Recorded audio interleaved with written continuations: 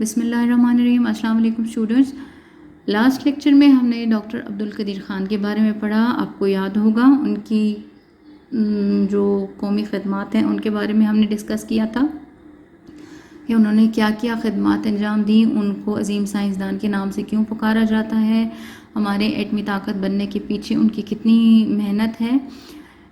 اس lecture میں ہم ان کے بارے میں بات کریں گے، ان کی پرسنل جو انفارمیشن ہے تھوڑی سی اس کے بارے میں کہ وہ کہاں پیدا ہوئے، انہوں نے تعلیم کہاں سے حاصل کی. ٹھیک ہے، تو آئیے دیکھتے ہیں نیکسٹ پیراگراف میں. ڈاکٹر صاحب نے پاکستانی قوم کے لیے بہت بڑا کام کیا.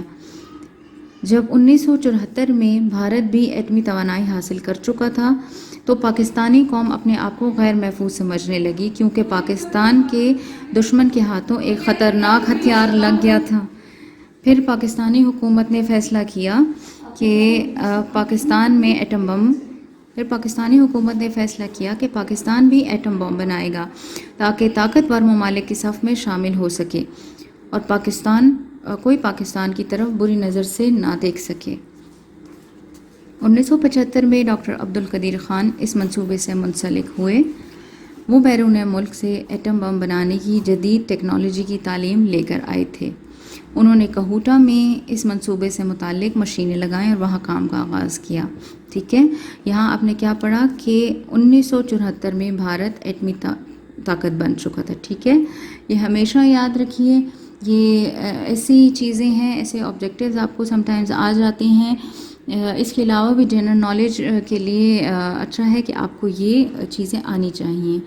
ٹھیک ہے، 1974 میں بھارت بھی ایٹمی توانائی حاصل کر چکا تھا. ٹھیک ہے، تو ظاہر سی بات ہے پاکستان جو ہے وہ اپنے آپ کو غیر محفوظ سمجھنے لگا تھا، کیونکہ روز اول سے ہی سب کو معلوم ہے کہ ان کے ناپاک عزائم جو ہیں وہ پاکستان کو نیست و نابود کرنے کے ہیں. ٹھیک ہے، جس دن سے ہم ایک علیحدہ ملکیت ہم نے حاصل کی ہے، علیحدہ وطن حاصل کیا ہے، تب سے بھارت کو یہ چیز ہضم نہیں ہو رہی.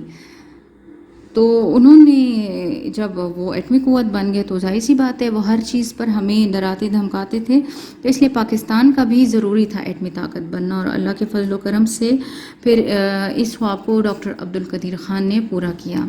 1975 میں ڈاکٹر عبدالقدیر خان جب اس باہر سے آئے اپنی اعلیٰ تعلیم حاصل کر کے، جیسے یہاں آپ کو بتایا گیا ہے کہ وہ جدید ٹیکنالوجی کی تعلیم، اس جو سائنٹسٹ تو سب ہوتے ہیں لیکن سائنس کی آپ کو پتہ ہے جیسے ہزاروں برانچز ہیں. ٹھیک ہے، تو وہ اس طرح یہ بھی سائنس کی ایک برانچ تھی، تو اس کے لیے ان کو ایک اسپیسیفک قسم کی ایجوکیشن چاہیے تھی. ٹھیک ہے، جو پاکستان میں اویلیبل نہیں تھی. ٹھیک ہے، تو وہ بیرون ملک سے جدید ٹیکنالوجی کی تعلیم لے کر آئے تھے. اور پھر انہوں نے کہوٹا کیا ہے؟ یہ پنجاب کے ایریا میں، پنجاب میں ایک ایسا ایریا ہے جو اس نام سے جانا جاتا ہے، کہوٹا. وہاں پر اس منصوبے کے متعلق انہوں نے حکومت پاکستان کی مدد سے مشینیں لگائیں اور وہاں کام کا آغاز کیا. ٹھیک ہے، ڈاکٹر عبدالقدیر خان 27 اپریل 1936 کو بھوپال میں پیدا ہوئے. ٹھیک ہے، یہ اب ان کی پرسنل نالج ہے کہ وہ کب اور کہاں پیدا ہوئے. 26 اپریل کو 1936 میں وہ بھوپال میں پیدا ہوئے. انہیں لڑک پن سے، یعنی ٹین ایج جیسے کہتے ہیں، لڑک پن سے ہی مطالعے کا شوق تھا. یعنی جیسے ہی انہوں نے ہوش سنبھالا تھوڑا سا تو ان کو بہت زیادہ مطالعے کا شوق تھا. انہوں نے بچپن میں ہی اسلامی علم و فنون سے متعلق کتابیں پڑھ ڈالیں. یعنی وہ جس وقت بہت چھوٹے تھے نا، بچپن میں تھے، تو انہوں نے اپنے اسلام اور کلچر سے متعلق بہت ساری کتابیں پڑھی. انہوں نے ابتدائی تعلیم گھر کے قریب ایک اسکول سے حاصل کی اور میٹرک کا امتحان اعلیٰ نمبروں سے پاس کیا. ٹھیک ہے، یعنی انہوں نے بتایا جاتا ہے کہ یہ ان کی اپنی قابلیت تھی. انہوں نے کسی بہت بڑے اسکول سے نہیں پڑھا تھا، کسی انٹرنیشنل اسکول سے نہیں، ایک عام سے اسکول سے پڑھا تھا، اور وہاں سے انہوں نے میٹرک کا امتحان جو ہے تو بہت اعلیٰ نمبروں سے پاس کیا. آپ نے 1957 میں کراچی کے ڈی جے سائنس کالج سے BSc کی ڈگری حاصل کی. ٹھیک ہے، سائنس کی ڈگری آپ نے کہاں سے حاصل کی؟ BSc کی D J science college Karachi سے. اس کے بعد اعلیٰ تعلیم کی غرض سے جرمنی کی ایک یونیورسٹی میں داخلہ لیا. ٹھیک ہے، کہاں گئے آپ؟ جرمنی. وہاں 2 سال تعلیم حاصل کی. پھر ہالینڈ، جیسے جرمنی ایک ملک ہے ایسے ہالینڈ بھی ایک ملک ہے. پھر انہوں نے ہالینڈ کی ایک یونیورسٹی سے طبیات یعنی فزکس میں 70% نمبر لے کر 70% مارکس لے کر MSc یعنی انہوں نے سائنس میں ماسٹرز کیا، ٹھیک ہے، لے کر ریکارڈ قائم کیا جو آج تک برقرار ہے. مطلب کہ انہوں نے فزکس میں 70% مارکس لیے تھے ہالینڈ کی یونیورسٹی سے، جسے آج تک کوئی بھی نہیں توڑ سکا. وہ ریکارڈ آج بھی برقرار ہے کہ ڈاکٹر عبدالقدیر خان نے یہ ریکارڈ قائم کیا تھا 70% نمبر لے کر.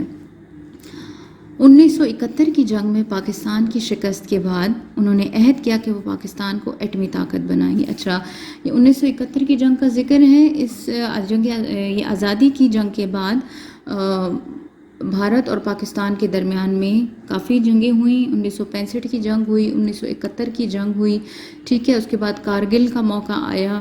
تو وہ انشاءاللہ آپ فردر اپنے مطالعہ پاکستان کی کتابوں میں پڑھیں گے فیوچر میں. تو 1971 کی جنگ ہوئی جب، تو اس میں پاکستان کو شکست ہوئی، ٹھیک ہے. تو انہوں نے عہد کیا کہ اب وہ پاکستان کو ایٹمی طاقت بنائیں گے. اس مشکل سفر میں دو چیزیں ان کے ساتھ رہیں، ایک اللہ پر توکل اور دوسرا صبر.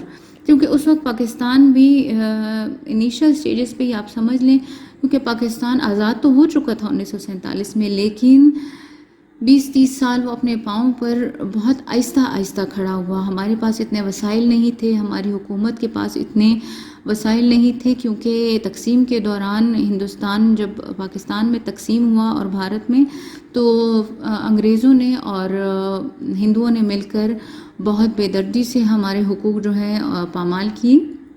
جس طرح تقسیم کا وعدہ کیا گیا تھا اس میں اس طرح سے منصفانہ تقسیم نہیں ہوئی. ہمیں وسائل جو فراہم کیے گئے تھے وہ بہت مختصر تھے، بے انتہا مختصر تھے. ہمارا جو سرکاری نظام چل رہا تھا، ایون کہ جو پیجز آتے ہیں نا، یہ پیجز کام کرنے کے لیے، آفیشیل ورک کے لیے، اس وقت انہوں نے ہمیں اپنی ردی کیے ہوئے پیجز دیے تھے جس پر ہم اپنا سرکاری نظام چلا رہے تھے. اس کی ایک سائڈ پر اسی طرح لکھا ہوتا تھا اور دوسری سائڈ جو کہ خالی ہوتی ہے ان صفحوں کو ہم استعمال کرتے تھے، ٹھیک ہے. تو بہت برے حالات میں ہمارے بزرگوں نے یہ وطن حاصل کیا ہے، جس کی ہمیں بہت عزت اور قدر کرنی چاہیے، کیونکہ یہ ملک ہے تو ہماری عزت ہے. ہم کہیں بھی چلے جائیں، دنیا کے کسی بھی ملک میں چلے جائیں، ہم ہمیشہ پاکستانی کے نام سے ہی ہماری شناخت ہوگی اور یہ ہماری پہچان ہے. تو بچوں، اپنے ملک کی قدر، اپنے ملک کی عزت کرنا سیکھیں، اپنے ملک، اپنے وطن سے پیار کرنا سیکھیں، اور اس کی فلاح و بہبود کے لیے، اس کے فائدے کے لیے جتنا ہم کام کر سکیں وہ ہمارے لیے باعث فخر ہے. ایک استاد کی حیثیت سے مجھے اور ایک طالب کی حیثیت سے آپ کو، یہ تعلیم ایسا ہتھیار ہے کہ جس کی بدولت ہم کامیابی کی سیڑھیاں پھلانگ سکتے ہیں، ٹھیک ہے. تو اسی طرح انہوں نے بھی اپنی تعلیم کو جو ہے تو وہ میدان میں لے کر آئے، اور انہوں نے اپنی تعلیم کی، اپنی ذہانت کی بدولت پاکستان کا نام جو ہے پوری دنیا میں روشن کیا، ٹھیک ہے. اس مشکل سفر میں اچھا ان کا کیا تھا کہ اللہ پر توکل اور ایک صبر، جس کا دامن انہوں نے نہیں چھوڑا. اور پھر پوری دنیا نے دیکھا کہ پاکستان نے 28 مئی 1998 کو پہلا ایٹمی دھماکہ کر کے سب کو حیران کر دیا. اپنے استاد سے پاکستان کے نامور سپوت کے بارے میں یہ سب باتیں سن کر بچوں نے جوش و خروش کے ساتھ تالیاں بجائیں. اس بات سے ملک و قوم کی خدمت کا عزم ان کے دلوں میں اور پختہ ہو گیا. استاد نے کہا، ڈاکٹر صاحب کہتے ہیں کہ مجھے پاکستان سے اتنی محبت ہے کہ اگر میرے پاس دن میں 50 گھنٹے ہوں تو میں 50 گھنٹے قوم کے لیے کام کروں، ٹھیک ہے. یہ دیکھیں، یہ کامز میں، انورٹڈ کامز میں جو بات ہوتی ہے یہ کوٹیشن ہوتی ہے، یعنی جس انسان نے، جس لیڈر نے یا جس کسی مشہور شخصیت نے اپنی کوئی بات کی ہوتی ہے تو اس کو کوٹیشن کا نام دیا جاتا ہے، اور اس کو ایز اٹ از، یعنی جیسا اس نے کہا ہوتا ہے اسی طرح کوٹ کیا جاتا ہے، اس میں، اس کے الفاظ میں بنا کسی رد و بدل کے، ٹھیک ہے. تو انہوں نے کیا کہا کہ مجھے پاکستان سے اس قدر محبت ہے کہ میرے پاس اگر دن میں 24 گھنٹے ہوتے ہیں نا، تو کہنے اگر 50 گھنٹے بھی ہوتے نا تو میں 50 گھنٹے لگاتار قوم کے لیے کام کروں. ڈاکٹر صاحب نے اس کے علاوہ بھی تعلیم کی ترقی کے لیے بہت کام کیا. کہوٹہ میں اسکولوں، کالجوں اور مسجدوں کی تعمیرات کروائیں. اس کے علاوہ جامعہ کراچی میں بھی 2 ادارے قائم کیے، اور مشہور بادشاہ شہاب الدین غوری کے مزار کی تعمیر میں بھی آپ نے حصہ لیا، ٹھیک ہے. جیسا کہ یہاں آپ دیکھ سکتے ہیں کہ کہوٹہ کو اتنا بڑا علاقہ نہیں ہے، بہت بڑی جگہ نہیں ہے، بہت وہاں پر سہولتیں نہیں ہیں، لیکن جب وہاں پر اس کو ابھی وہ بہت اہمیت کا حامل ہے، کیونکہ وہاں پر ہم نے ایٹمی دھماکے کیے، وہاں سے ہم نے افتتاح کیا اس چیز کا. تو انہوں نے کہوٹا میں بہت سے اسکول اور کالج اور مسجدیں تعمیر کروائیں. ٹھیک ہے. اس کے علاوہ جامعہ کراچی یعنی کراچی یونیورسٹی، جیسے یہاں پر پشاور یونیورسٹی ہے اسے جامعہ پشاور کہا جاتا ہے، تو جامعہ پشاور میں جامعہ کراچی میں انہوں نے 2 ادارے قائم کیے. صحیح. اور مشہور بادشاہ گزرے ہیں شہاب الدین غوری، ان کے مزار کی تعمیر میں بھی آپ نے حصہ لیا.